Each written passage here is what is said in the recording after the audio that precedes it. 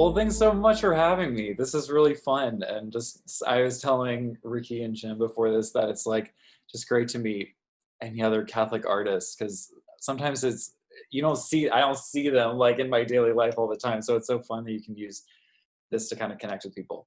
I was asked by Jazz if I could share a little bit about the connection between traditional art and modern or contemporary art, particularly for Catholics.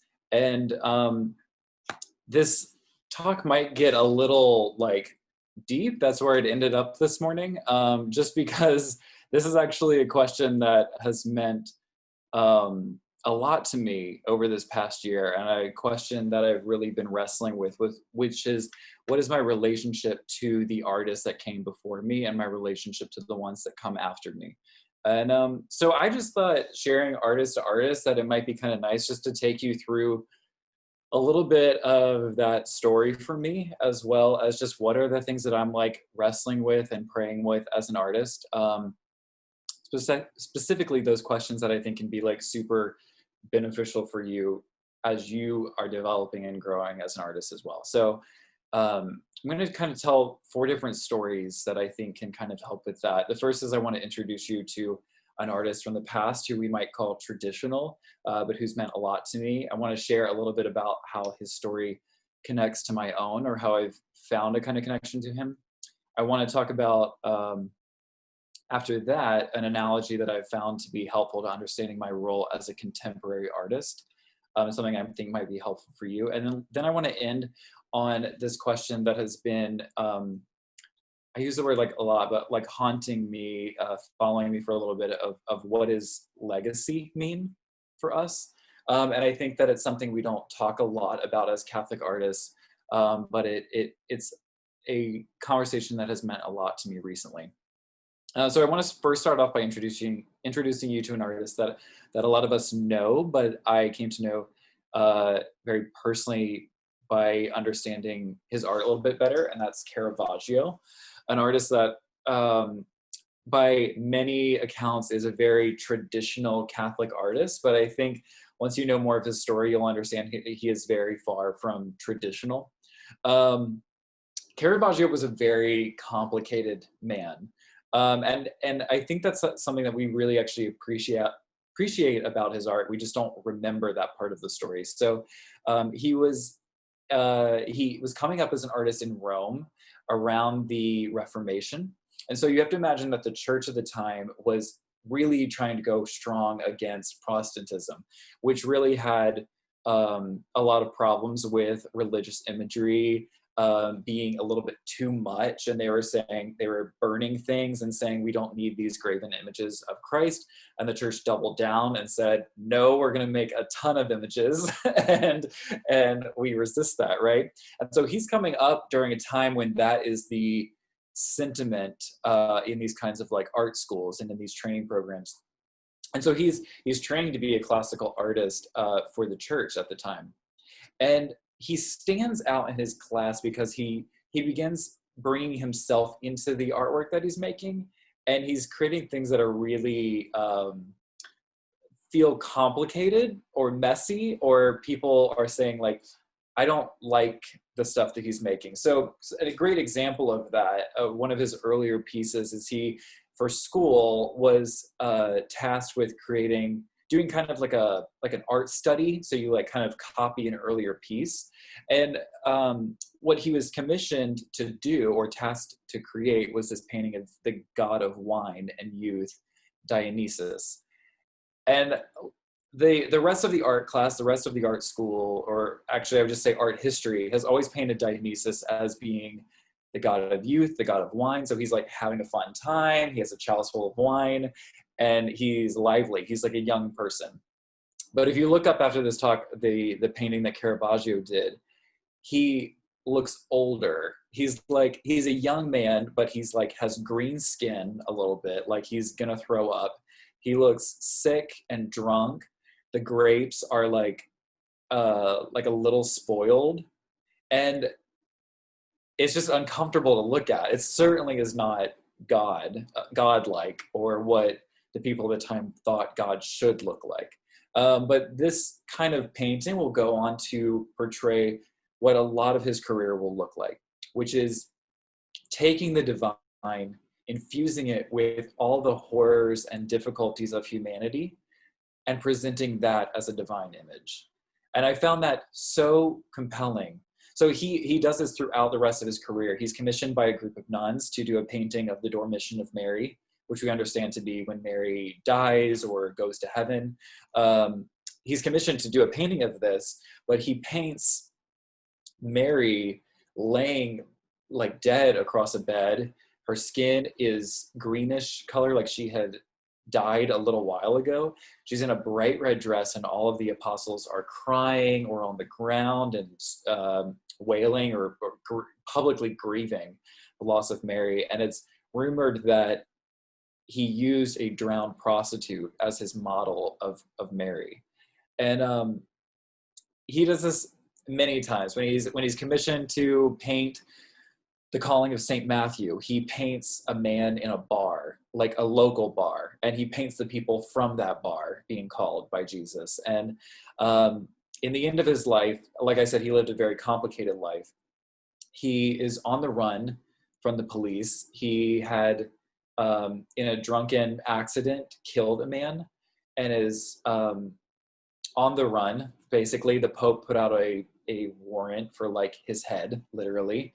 And in the end, his like final piece that he ends up painting is a portrait of David and Goliath, but he paints the head of Goliath as his own self-portrait. And art historians, I love this kind of like very poetic tie-in, talk about that final painting being him turning in his own head. And I think that we look back on the life of Caravaggio and we see a man who was like certainly a tortured artist, or a man who was maybe in his own respect like a genius for giving us so many new innovative techniques. But what I see is an artist who understood that when he's painting divine subjects, he also infused it with what he knew, which for him was violence. It was people on the street. It was that prostitutes were being killed. It was that the church was very far from those people.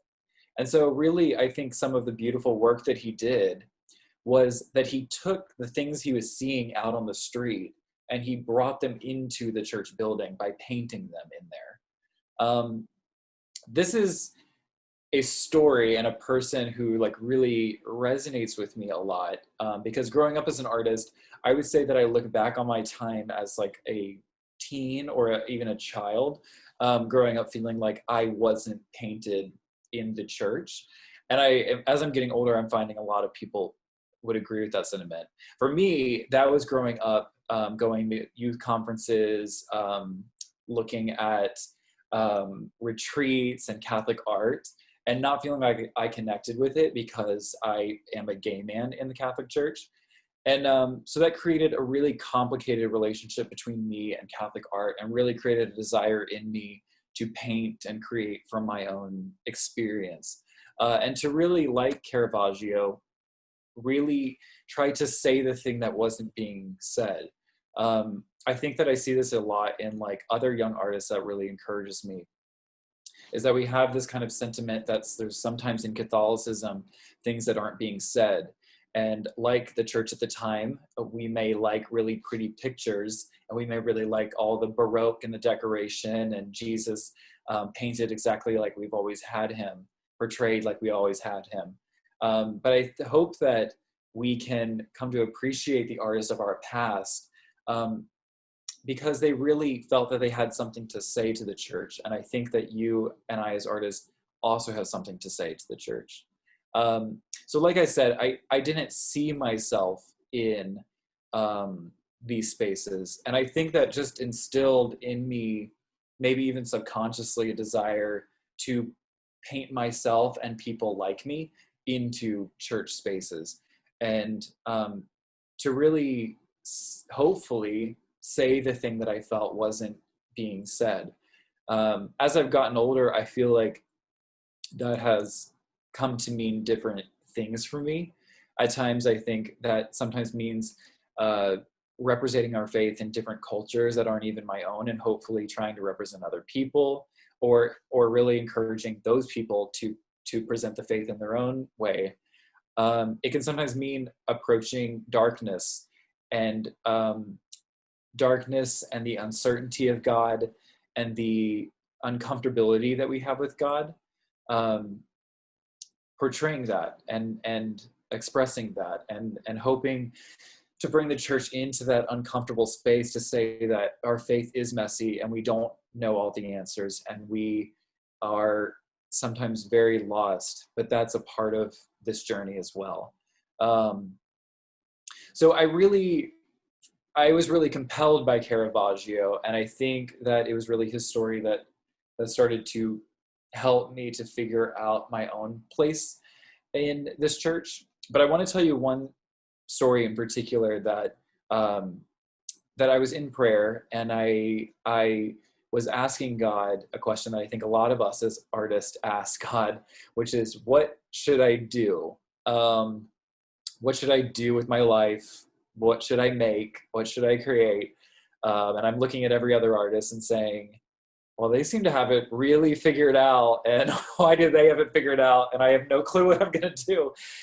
And I was praying about that. And this analogy just sort of was something that kind of came up that I haven't talked to anyone about, but I want to share it with some other creatives, hopefully, so you can sort of see if something resonates with you in it. But I sort of imagined a figure drawing class. I don't know if some of you have taken art classes, you sort of experience that, but just imagine like a model in the middle of the room. And everyone sets up easels all around that model. And you all have your canvas, you all have your paints right next to you, or your charcoal, or whatever you're going to end up using. And you get to work. You start creating. Well, I draw portraits. I haven't done many figure drawing classes, but I do know the steps of creating a portrait, which is to understand the figure that's in front of me. And that kind of takes a lot of work. You guys know, if you kind of are doing that as well, you kind of want to study the figure before you start portraying it. And so you have to understand the form, right? That I look at that face and I know that that's not a flat 2D cartoon character in front of me, but that skull has dimension and it has shape. And I'm also paying attention to, how is the shadow falling in the face? What kind of shapes is it forming? Is the eye sort of a bit more recessed? And how does this compare to other people I've seen? Is their jawbone a little bit higher? Are they more broad in the shoulders? These kinds of things. You really take the time to study the figure, and then you start to shape it out on the canvas, right? And so you start seeing, okay, what is the skull shaped like? Let me draw a circle that's about that shape. And now I'm going to add a little bit of dimension. I'll start like fleshing that out. And so it's really this continual back and forth of I'm taking in the character, I'm taking in the model in front of me, and then I'm doing the work to create it on the canvas in front of me. Here's what I sort of took from that, is I thought, if I'm doing this work of looking at the model and portraying it, if I were to at the end of this studio session, walk around, if you took everyone else's easels off and you hung it up on the wall, what would I see? I would see my own piece, hopefully a good representation of what I had been looking at the whole time. But I could also walk around the room and I could see everyone else's representation of the same thing that I was standing in front of. And I think that I would come to appreciate how everyone interpreted that very differently, right? Because we all if you paint, like you start working on it, you're going to bring all of yourself to the creation of that piece. You're going to bring your history and your talent. You're going to bring all the hours of practice or lack of practice to the piece. You're going to bring the speed at which you like working, your favorite colors. You're going to probably gravitate towards a certain color palette. I know what those colors are for me. They may be very different for you. I know the materials that I like using, and even my body, the way that I stand, the way that I move my hand is all going to factor into the style with which that model was interpreted.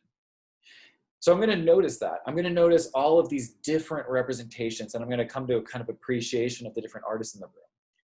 But I'm also going to get a full 360 view of that model. What I was guessing at before, I'm going to now see represented in front of me. And I think that's really resonated with me. And here's why. I think that that is our work as Christians as well, to do the work of representing the beauty and the divine that is standing in front of us from the unique perspective that only we have, with the gifts and talents that only we possess. I'll say that again, that I think we as Christians have to do the work of representing the beauty and the divine, the face of God that is standing in front of us. And we have to do that through the gifts and talents and skills and life and history that we bring to the piece. And in the end, what we'll be able to see if we're all do that work is a beautiful portrait of the divine in this life anyway. Right? So I think that as an artist, I can be very focused on what so-and-so is doing right next to me. Or I can be really wrapped up about what that person on the other side of the room says God looks like or demands that he looks like. But I'm starting to appreciate that I have my own perspective. I know what I can see. And I also know what I can't see. And I really need other artists and I need other Christians to tell me what's on the other side of that room. You know, what are they seeing from their own perspective? I think that when we talk about some of these questions of just like, what am I supposed to do? What is my style? What do I bring to the world? What am I creating? I would just encourage you to do the work that is in front of you, to do the work of looking at and studying and loving and growing in a great appreciation of the divine and the beauty that is in front of you, and doing the work of representing that in your own life. That's a very complex thing. But I hope that as an other artist, you can appreciate that analogy, that no one else can do the work that you can do. No one else can see God from the perspective with which you've been given. And that is really, really important. That is really important that you then show up to your own life and do that work.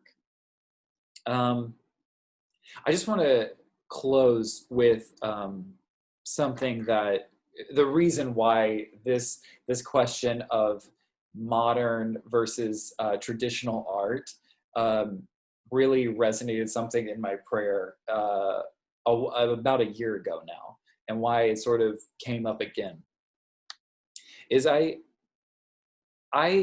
was going through like kind of, I have a career mentor, and he was sort of encouraging me to do this. I don't know if you guys know Brene Brown, but she has like these core values, and that's supposed to really help you understand what you value and want to do with your life. So I took the test and I ended up with a core value of legacy. And I was really embarrassed by that, as I think maybe I should be embarrassed, because it meant that I had to, admit to my career mentor, and now to you, a bunch of other fellow artists, that I care very deeply about what other people think of me. I care very deeply that my art resonates, or that it somehow lasts beyond me. And I think that if we could all, I would love a kumbaya of people saying, I kind of care what people think of me. You know, but I really sat with that, and I had to accept that I very much care about the legacy that I leave, you know? But the reason why this sort of has been a year-long internal prayer processing is because God did really great things with that word legacy. I looked it up, legacy, just looked at the definition, and it describes something very different than I had first approached it as. It talked about legacy being an inheritance, or a gift that's sort of passed on, like something that's bequeathed to you, right? And I realized I was kind of more thinking of it in the lens as like a reputation or notability, notoriety, right? Like the thing that people remember about you. But a legacy was more about this thing that had been handed on to you that you then hand on. And I found that really interesting. I found that very interesting, because it sort of made me think, rather than what am I leaving behind, I'm thinking, what am I passing on that has been given to me? Our legacy that we have inherited, that we will add to and pass on to new artists. See, because this is why this made this come up. When you all asked me to talk about traditional versus contemporary art, I found that kind of difficult. Because see, Caravaggio was contemporary. Michelangelo was contemporary. Raphael and Fra Angelico, all of these traditional artists are traditional now, but they weren't at the time. They were innovative and they spoke to the church at the moment she was in. But they were only contemporary. They only are traditional or have legacies now because they entered into the present moment that they were in. And they were really aware of what had been passed on to them, you know? So I want to just close just by sort of encouraging you to appreciate, as I'm trying to grow an appreciation of the legacy that we have been given, not only as artists, but as Catholics and Christians. See, it makes me think of like scripture. Like it makes me think of just, and to be in awe of the fact that the inheritance that I really have been given is that I've been welcomed into the family of God, which we talk about a lot. Kind of just as Christians or in passing, right? Every time we say brother or sister, God, my father, but we forget that we have been welcomed into that family, that for some time that wasn't for us as Gentiles, right? Like it is a gift that I stand here and I say that my history incorporates Moses and Isaac and Jacob and Adam and Eve and Rebecca and Rachel, that it incorporates these patriarchs of the Jewish faith, that the God of Abraham is my God, that the God of Jesus, or the father of Jesus, I should say, is my father, that really, as Gentiles, we have been welcomed into this great history and this great story. And I think that's what's important to remember as Christian artists, is that we have been invited into a great inheritance, not only a great story, not only a great people, but a great kingdom, a great future, a great family. And that's what we communicate through our art. We don't create a legacy just for us. At the end, I think a Christian artist would be worthless if all he had to hand on was his own reputation. A Christian artist hands on all the fullness of life before him and all the beauty of the future in front of him. A Christian artist gives everything to people. And I understand that is difficult. And so I want to caveat that is such a big thing to talk about. How does an artist communicate the fullness of the faith? I get that is difficult, but this is the thing that we are tasked with doing. This is the beautiful work of the Christian artist, is to, even when it seems impossible, to try to portray the invisible and try to express the ineffable. It's impossible maybe, but we do it anyway because we feel compelled to do it. It reminds me of, I'm gonna pull up real quick the opening of John Paul II's letter to artists of the new millennium, which, just so you know, if you haven't read it, you absolutely should. And if you want to talk about being a contemporary artist or the church speaking to you about the artist that you need to be, this is literally addressed to artists of the new millennium. So this isn't for artists of another time period. This is literally addressed to us. But John Paul II starts with this, and I want you to think about it in terms of this, in the legacy that we have been invited into, in the legacy that we have inherited, okay? None can sense more deeply than you artists, ingenious creators of beauty that you are, something of the pathos with which God at the dawn of creation looked upon the work of his hands. A glimmer of that feeling has shone so often in your eyes when, like the artist of every age, captivated by the hidden power of sounds and words, colors and shapes, you have admired the work of your inspiration, sensing in it some echo of the mystery of creation with which God, the sole creator of all things, has wished in some way to associate you. I think just like scripture and the divine, I wouldn't begin to say that like, I got it, I know what this is, but I love this, that this might be our legacy, that we have been given a sense, that we have been given something of the pathos which God looked upon the work of his hands, that we are in some way attuned to the echo of the mystery of creation. And I think that is captivating. That I think you and I could reflect on for the rest of our life. And he goes on later to talk about that this is incredibly difficult work. How in the world do you begin expressing the ineffable? But I think that there's something, while it seems impossible and it seems difficult, and we are going to struggle with creating art the rest of our life, we know deep down that there's something incredibly rewarding. There's something incredibly satisfying to our heart when we participate in the work of creation. So I said to Jen and Ricky before this is I am just pulling straight from my prayer and all of that. I get that this is incredibly impractical, or like, it's not like as simple as like, I just want to know how to make a resume. But I wanted to share with you just where I'm at, which is I'm trying to appreciate the legacy with which I've been given.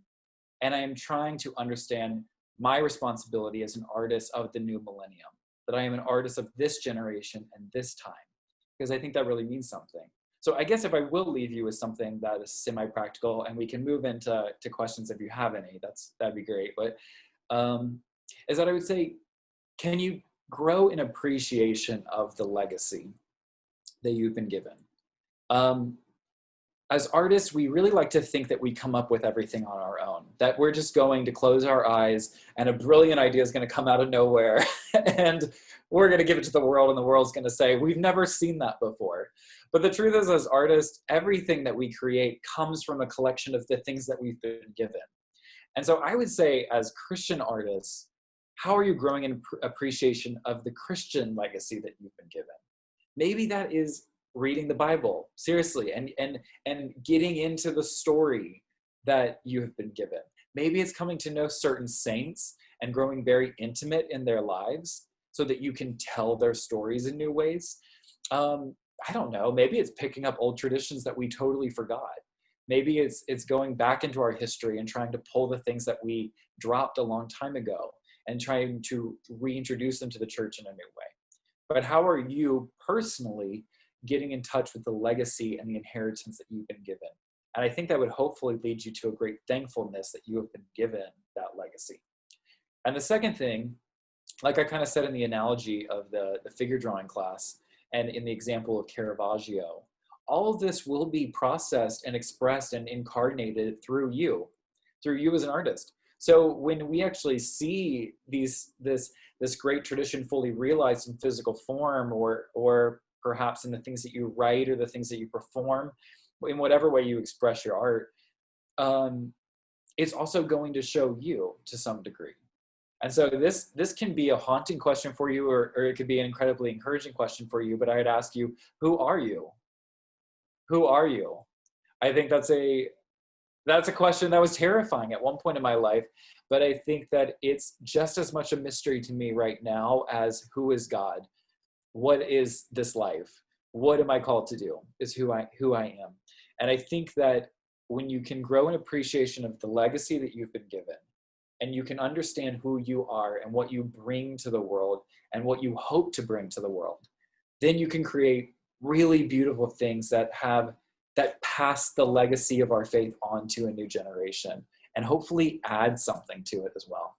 So thank you. I don't know, we can have if you have any questions, again, if you want to know something really practical, I didn't say many practical things, but I am happy to walk you through how to make a resume as well. But I'll just open it up to questions or whatever Jen or Ricky wanted to talk about. Thank you, Ryan, for sharing. All of that was amazing, as I had hoped it would be, and you would be. So thank you very much. Yeah, if anyone has any questions, if you want to put that in the chat, we can take a couple questions. We do have one already for you, Ryan. What is, if you can name it, what is your favorite piece that you've created and why? Oh my goodness. If you can choose. I'm also like a curse of an artist. You just don't like the things that you make sometimes too. So I put on social media and I'm like, okay, that's great. I want to move on to something else.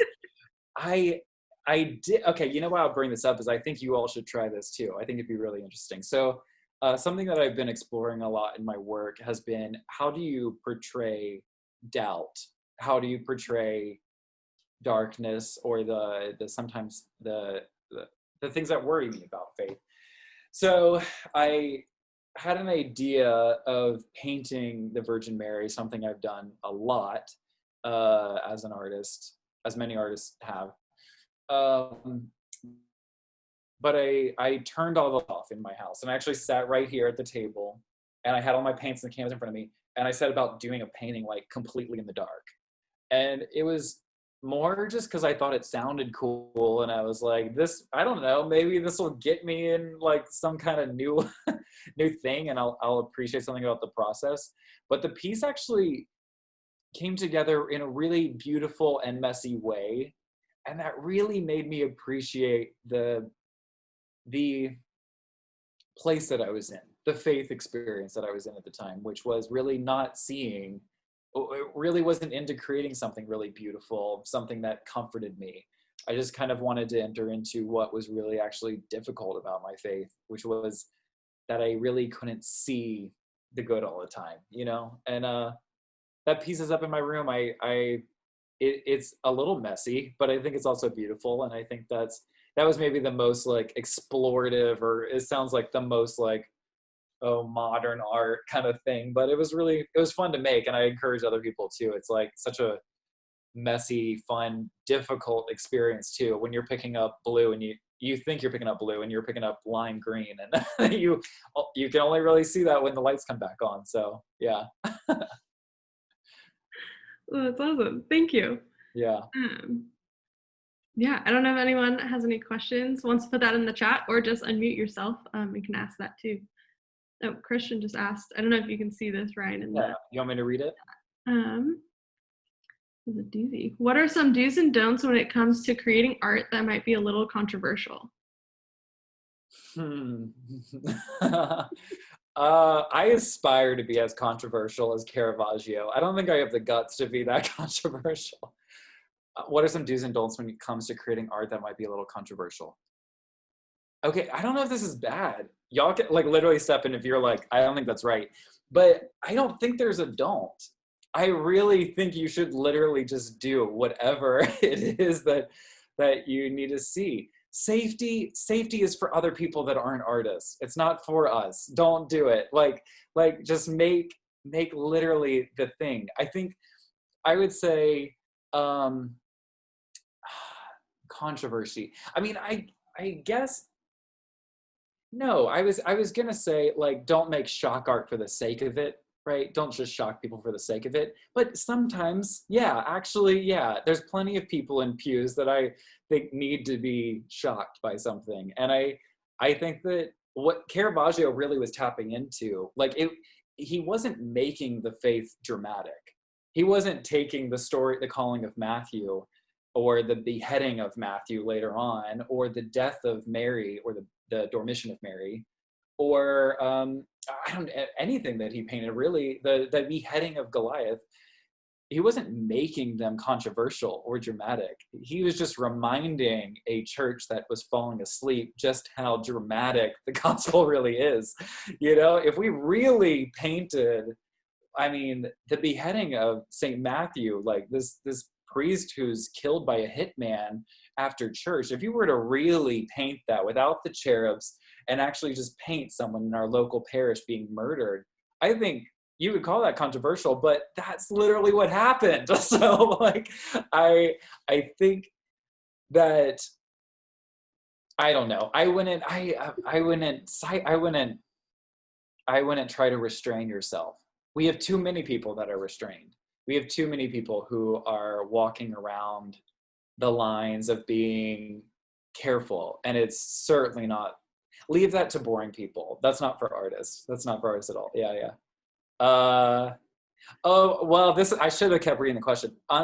Or unorthodox art that also glorifies God appropriately.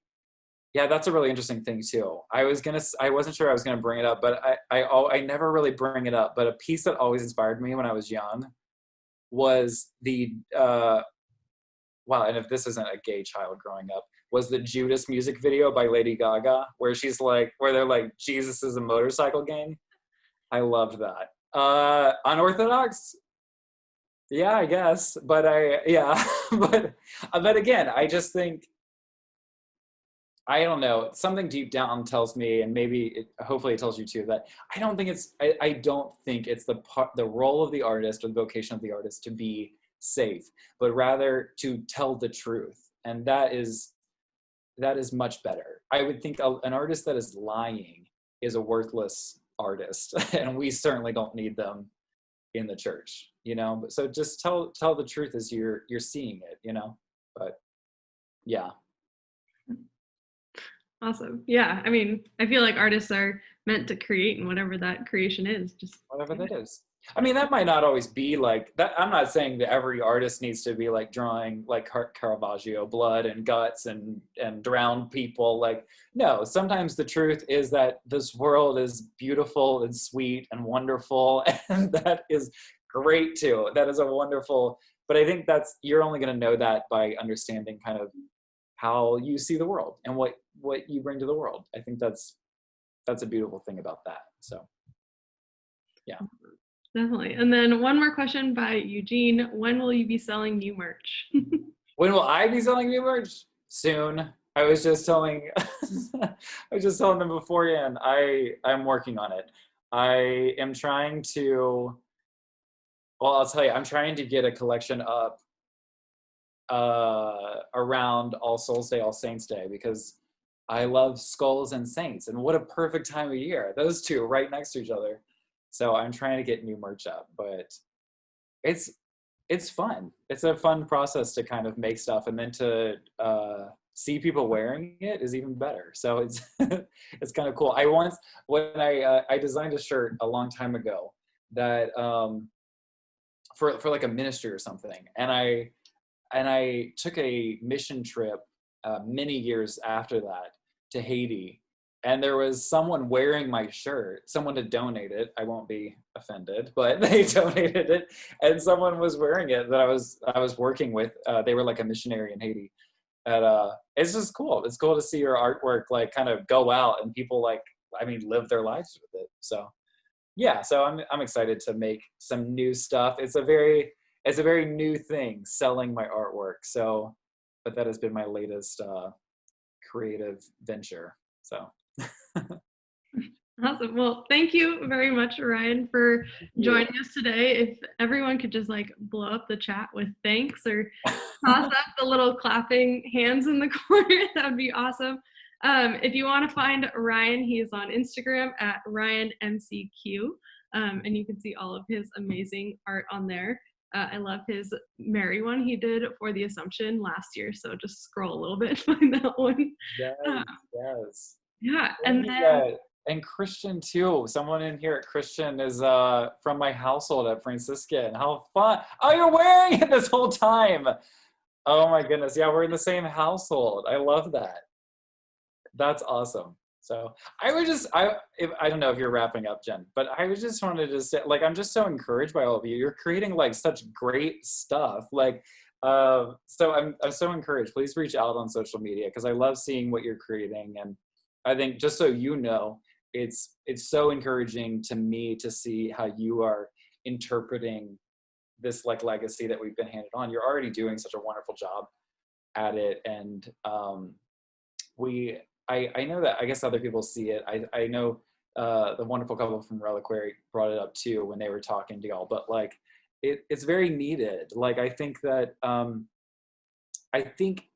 we talk about like it being needed in the church, but I just think the world needs it too. Just they're ready for Christians to kind of say it like it is, and like I was saying, to say the truth in art, all the messiness and all the beauty all mixed together into beautiful pieces. And it's just so encouraging to see you guys like already doing that. So that's like so sick. But yeah, thank you for having me. This has been just a lot of fun to get to, I don't know, just be in conversation with you guys.